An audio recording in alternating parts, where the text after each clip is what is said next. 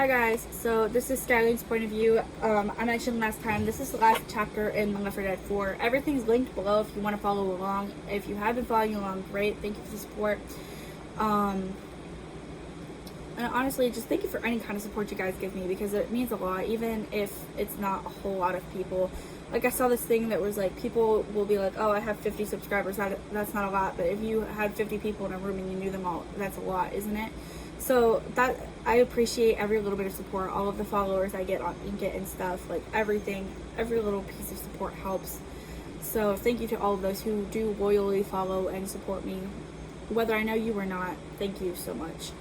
But let's get into Skylene's point of view. It's the last one of this book, and then we'll be moving on. Nobody said anything after Peter's Monopoly comment. Carver said that as the oldest player, he doesn't have to pay rent, and I couldn't believe both the twins had fallen for it. That's hilarious. I wish I did that when I was a kid, but my sister is just 4 years younger than me, so I wouldn't have known to do that, and then by the time I did, or would have, she probably would have caught on. The van followed the one with our parents, and I was bored, eventually falling asleep and waking up again in the middle of the night. Everyone else was asleep, and I wondered how they were feeling. We were leaving our entire lives behind. I don't understand why we were so quick to do so, and so happy too.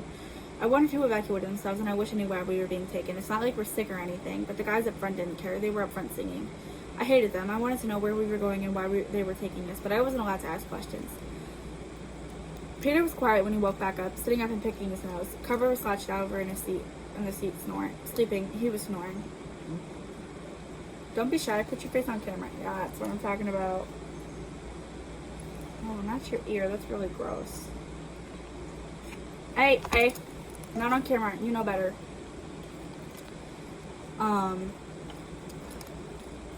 At least I knew he was alive. Nicole was up on and off, and the little one slept just fine. I watched out the window in the van, and suddenly the van lurched forward. The guys up front cussed and laughed and then cussed again before getting out of the van to investigate. I went over to the window, pressing my face against it to see a fat zombie with blisters over half his face and all of his stomach waddling over. What is that? I wondered aloud, feeling disgusted. The guys tried to kill the fat zombie, but another one pounces one down, ripping his insides out. It was like something you'd see in a zombie movie, and it was gross. When the other guy ended up dead too, I opened the door, sliding out of the van and walking around to see blood spattered on the side of the van and the ground. The guys were dead, and Cobra checked to confirm it. I gathered their guns and ammo, handing them to Cobra and Ellie before opening the front of the van, finding 2 shotguns. I give one to Nicole, putting the other one on for myself. The glove box has a bunch of random junk in it. Cigarettes, a lighter, gloves, a map, a car manual. I slipped the lighter into my jacket pocket and hand Cobra the map. On the other side of the car, I see a flat tire. Nice. We're not using this thing. The gas was also low. How annoying. When I finished robbing the van, I asked where we should be going. Cobra suggests we take the highway, but we walk towards towns anyways. We need rest from time to time, and the highway doesn't provide us with the coverage we need to sleep. The first time we stumble across this kind of big, and we rob it, finding food and shoving bags full of needed supplies. I love her use of the word rob. There's this thing under my time. It says AE walk, and I don't know what that means. I don't know. My cat probably did it. She does everything. As long as the video film's okay, I'm cool with it. But I love how Skylene keeps saying that they rob places. Like, you guys are in an apocalypse. Nobody cares. We rest for a bit before setting out again. I stay up front the entire time. I'm the leader, but I don't know what I'm doing. I hope I can get everyone to safety, especially Peter and Mia. They're so young. We were in New Mexico, and that was a good place to start. We needed to get to Armadillo, Arizona, so we were about a state away. Maybe a few weeks is worth of a walk. Peter complained, and I had to tell him to shut up a lot. This was important. One night while resting, I looked over at Ellie.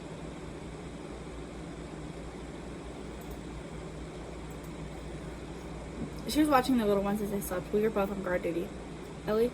She looked over at me. This was the same girl who beat someone up because they were talking about me, even though the girl had it all wrong. Ellie still defended me. I regretted being as mean to her as I had been. She's proven herself useful these past few days. I smiled, and she raises an eyebrow. I wanted to thank you for looking after Peter and everything else you've done. See, he's my half-brother from my dad, so you're not technically related or anything, but still, I love him, and I don't want him hurt, and you help more than you know. She was staring at me, and I decided to just continue. I wouldn't get a second chance to thank her for her loyalty.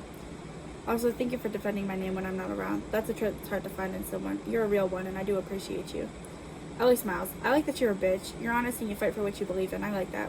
You've got the courage that I wish I had half of. I laugh. Yeah, that I do. I sigh. We're gonna make it. Ellie nods, and we stare at the sky together. We walk again when everyone else is awake. Elle had a knife, so did Jackie and Raquel. I had the shotgun, along with Cobra. He and Nicole traded guns. Ellie had a pistol, and we had plenty of ammo. I had a feeling the zombies wouldn't be a problem. I feel like the other survivors that weren't with our group would be the end of us. That's true. I feel like in a zombie apocalypse, you're more likely to die to a survivor than you are a zombie.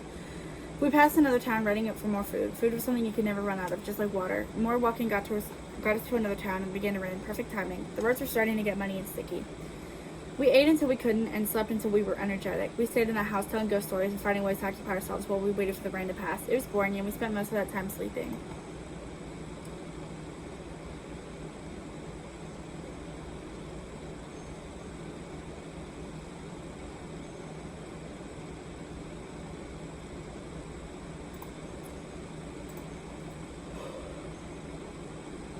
The door was opened aggressively and a man came walking in, soaking wet and saying we were interesting enough. I immediately had my shotgun turned on him. My heart was pounding and I heard El's knife flick open as he stood next to me. I don't know what good his knife would be compared to my gun, but the backup was appreciated. I demanded his name and he refused to tell me, saying he had been sent to find us. But how did he find us? We weren't exactly signaling for people. Hey, you left us behind. I shot him and his body was blasted backwards. I dropped the gun, running over to the dead man and instantly regretting what I'd done. I just killed a human. I felt my heart racing, seeing the gaping hole in his chest where his heart should be. Cobra grabbed me, tried to talk sense into me, but I couldn't listen. I sat on the couch and Ellen and Cobra buried the guy the next day when the rain had stopped. We began the walk again, passing through a small town people thought was Armadillo. Eventually I see a parking lot in the distance and a concrete wall just beyond that. Cars must not be allowed, but who cares? We're on foot. We finally make it to the gate and I tell the guy that we're the children of the survivors. He immediately let us in and cars were turning around and going elsewhere. They seemed mad, but it wasn't my problem. We were led to a hospital, which was actually just a doctor's office with a bed for quick examinations and then rooms made for sick people. We were put into the little rooms behind the door, labeled staff only. The rooms are like prison cells, and I sat on the bed and glared at the metal door. Of course you would know what prison looks like. Just kidding, just kidding. Oh, it looks darker. That's weird. That's really weird. I don't know.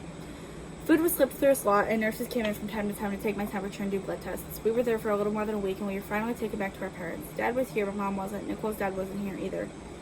Apparently Mom was here, but she was being treated for the grain flu. We met the sheriff and some guy named Matthew, and he gives us envelopes with keys for our houses, explaining what we could and couldn't have. Well, what we do and don't have.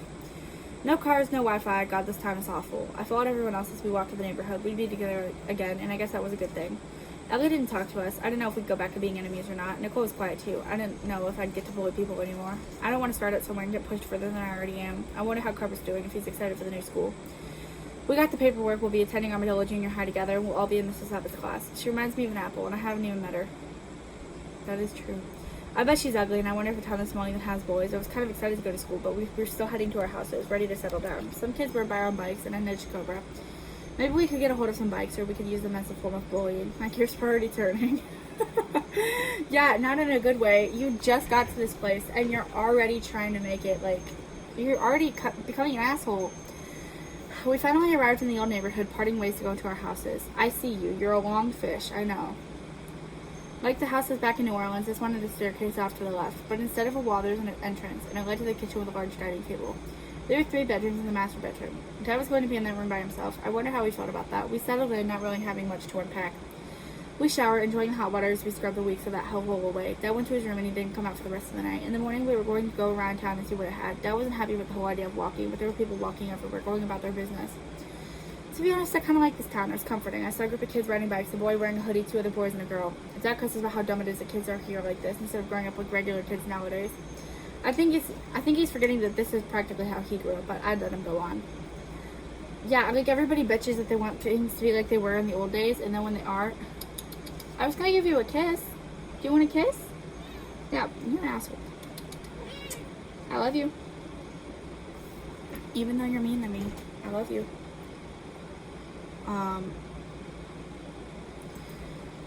Everyone's like, oh, I want it to be like old days, and then when things are, now we got people like, oh, well, this is stupid. Like, this is how you grew up, dude. I feel kind of stupid. I feel like he shouldn't have done that. I think what I was going for is the whole, like, nowadays you can't really ride your bike around your town for fear of PDF files. I saw someone use that for the word, and I thought that was pretty good. Yeah, you're always in fear of something happening and you getting kidnapped or, like, really bad things. So, I think that's what he's kind of upset about, because back in the day, I mean, it happened, but I feel like people were more, friendly. But I don't know. We found a store and it was labeled as a general store. Everything around here must be general, and I found the thought amusing. We go in and Dad looks around at the vegetables and stuff. There's a guy laughing behind the counter with a woman, and he called over, welcoming us to the store. Damn, they've got farm shit. Dad was eyeing the fruits and vegetables cautiously, and he went over to the meat, selecting a variety of beef and taking it over to the counter. None of this shit has any of that green flu shit in it, does it? The guy shakes his head. Nope, the family who runs the farm keep that out of their cattle and livestock. The guy smiles. Want it? No, I just felt like carrying it over here so you know which one I was talking about. Yes, I want it. Do you guys have any other stores around here? Dad looks down for a moment. I'm not really sure. I think most of the expansions are homes. We're done expanding though. Now Matthew wants to upgrade. Matthew? The sheriff. He's from the east. He wants cell phones and cars. He wants to be a real sheriff. He's tired of riding on a horse. I don't think any of the cops enjoy their horses. It is so funny to me.